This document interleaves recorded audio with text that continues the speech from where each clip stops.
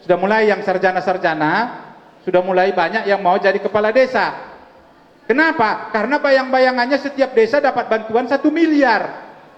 Bisa terolah jadi kepala desa mah. Bukan dia mau mengolah, membangun desa. Jadi ajak bicara, lihat tadi pendidikan kepala desanya apa, ajak dia bicara, berikan pengertian bahwa sebagai warga negara semuanya adalah sama. Itu yang pertama. Yang kedua, bagaimana memilih pimpinan yang baik? Kalau ini jawabannya agak susah. Dan memang susah. Karena bagi Pak Kasmudin, pimpinan yang baik itu sekarang kita mundur lagi kembali. Dia menjadi pimpinan karena apa? Kalau teringatnya tadi menjadi bupati, terus berkoar-koar, saya putra daerah, saya lihat setelah sekian lama, maka ini kita harus bangun begini. Selama ini mereka di mana? Kalau mau, mulailah lihat asal usul si calon pimpinan tadi. Pengusahakah dia? Kalau di kabupaten, di Madinah itu siapa? Ini coba pelajari dulu. Kalau si Dahlan ini siapa? Kalau si ini siapa? Kalau di Tapsel, Siregar Pasaribu. Nah kalau Siregar yang ini mendunia, Presiden Siregar sedunia. Makanya Bapak kadang-kadang heran sama Siregar ini. Dulu dibilangnya, idia saja tubuh balaka, isia dong harahap. Oh cenari baru terdapat, rupanya Siregar sedunia. Siapa dia? Rapolo, siapa dia? Pasaribu, siapa dia? Ini kau pelajari dulu. Assalamualaikum warahmatullahi wabarakatuh. Nama saya Sabri.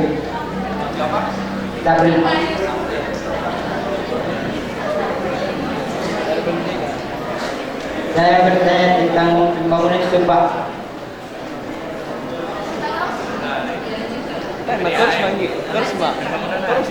Terus, Mak. Penyerahan pembangunan, Pak. Ya coba pertanyaannya deh. Pertanyaan pakai tanda tanya ya. Ya coba. Pertanyaannya apa tadi? Uang pembangunan dibayar master. Mungkin kawan-kawan yang lain nggak tahu dia kapan uang pembangunan dibayar. Ini masih peduli dia ternyata. Ya kalau ini betul-betul jos. Ya nggak apa-apa lah ya, nggak apa-apa. Kita tadi bicara tentang berbangsa dan bernegara. Dia menjadi warga negara estetik yang baik. Aplaus.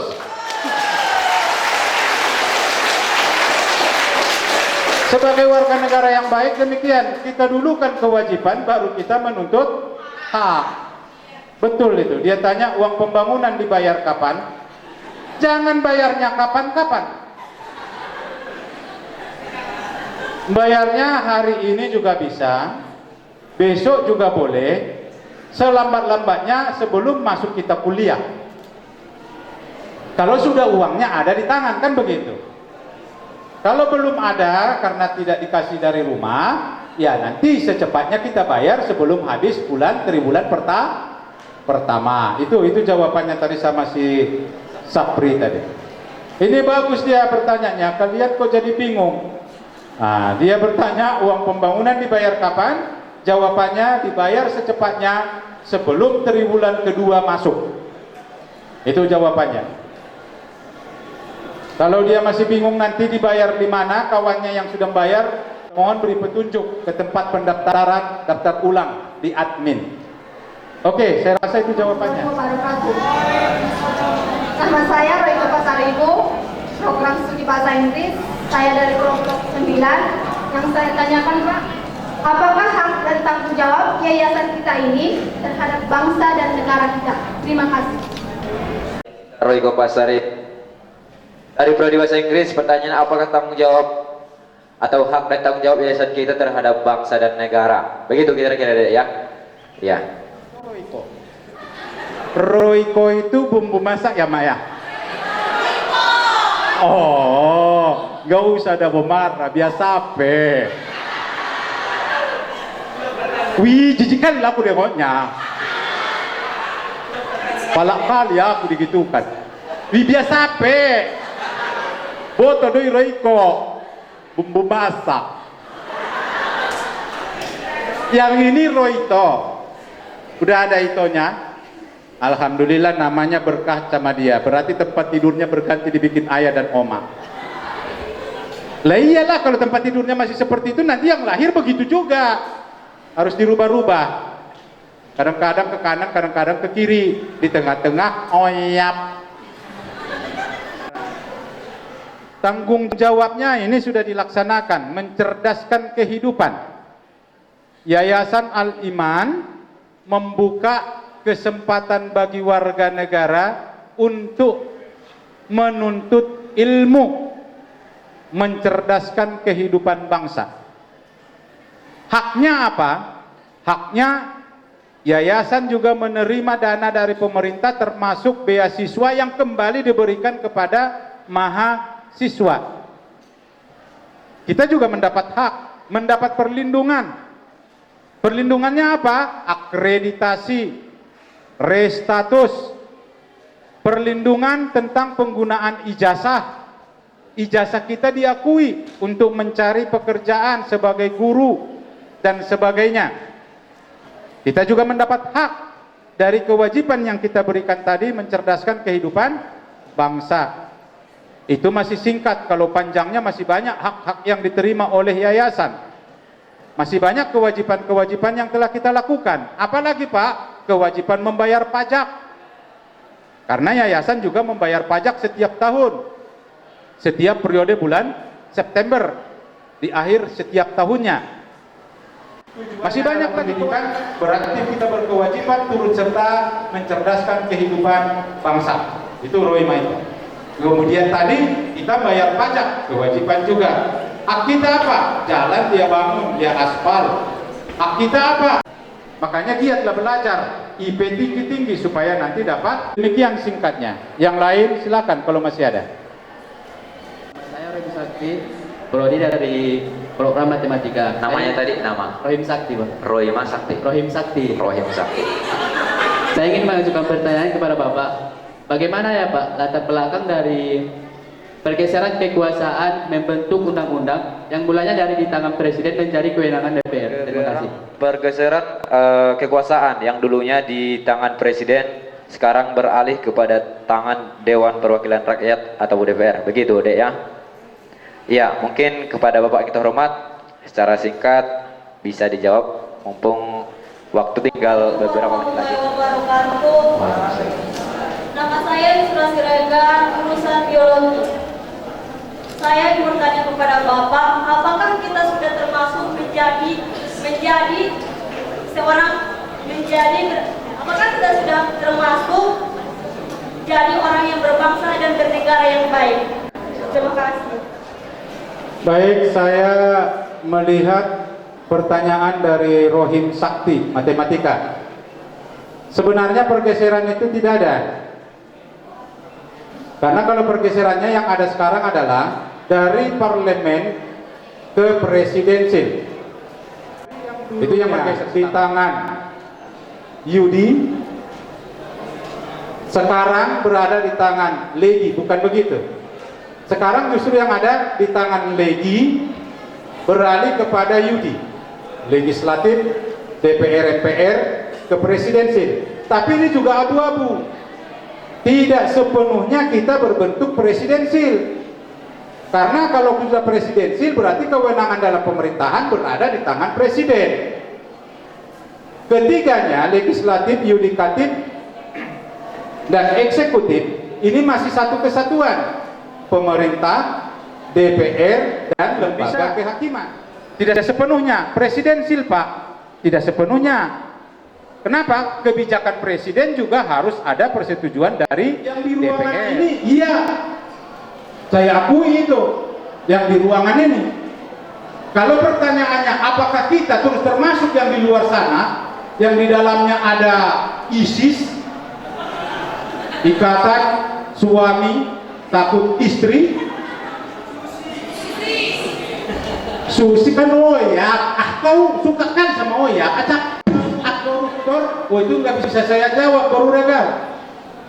Tapi kalau pertanyaannya tadi, apakah kita, artinya yang di estetik ini, jawabannya ya. Buktinya apa Pak? Kita sudah berbangsa bernegara yang baik, kita sudah melaksanakan apa yang menjadi kewajiban kita sebagai bangsa.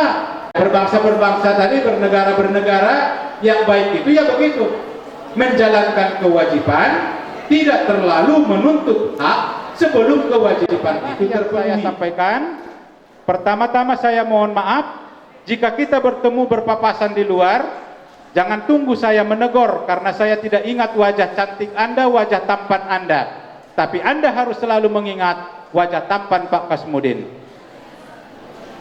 Demikian, lisan tak bisa ditarik, sikap bisa diperbaiki. Semoga Anda sukses menjadi mahasiswa estetik, tamat kelak dari sini menyandang gelar sarjana pendidikan. Billahi taufiq wal hidayah. Assalamualaikum warahmatullahi wabarakatuh. Waalaikumsalam warahmatullahi wabarakatuh. Kami sampaikan kepada Bapak Haji Kasmudin Harahap, sarjana hukum magister pendidikan, atas kesempatan dan waktunya memberikan kita materi tentang pengenalan kehidupan berbangsa dan bernegara. Kami dari moderator mengucapkan terima kasih yang sebanyak-banyaknya atas perhatian dan kesempatan oleh adik-adik kami yang mendengarkan materi yang tadi. Semoga mendapatkan wawasan yang bertambah kepada kita semua. Mudah-mudahan apa yang disampaikan oleh Bapak tersebut bermanfaat untuk kita semua. Amin. Sekali lagi, maaf. Wabillahi taufiq wal hidayah. Assalamualaikum warahmatullahi wabarakatuh. Syukur alhamdulillah, pada siang hari ini kita masih dapat berkumpul di auditorium STD Tabu Selatan Padang Seribuan ini dalam rangka melanjutkan agenda kita, yaitu materi untuk pengenalan nilai budaya dan etika, yang pada kesempatan ini akan dibawakan oleh Bapak kita yang terhormat, Bapak Dr. Haji Zulfan bin Nasution, Magister Pendidikan. Secara ringkas kami bacakan biodata dari Bapak yang terhormat. Nama lengkap tahun 1973. Kemudian di pendidikan SD Negeri 7 Padang Sidimpuan. Kemudian melanjut ke sarjana untuk S1 di belajar dan membelajarkan. Berikutlah sekitar biodata singkat mengenai Bapak yang terhormat. Mudah-mudahan dengan biodata tersebut kita dapat bertaaruf lebih dekat atau mengenal Bapak yang terhormat lebih dekat. Salam sejahtera untuk kita semua. Bismillahirrahmanirrahim. Kita semua bersyukur dan memuji kepada Allah, serta bagi kita yang menjadi seluruh mahasiswa baru, Nilai atau norma anggaran. nah gini dulu dong, kan ada tanda seru tuh.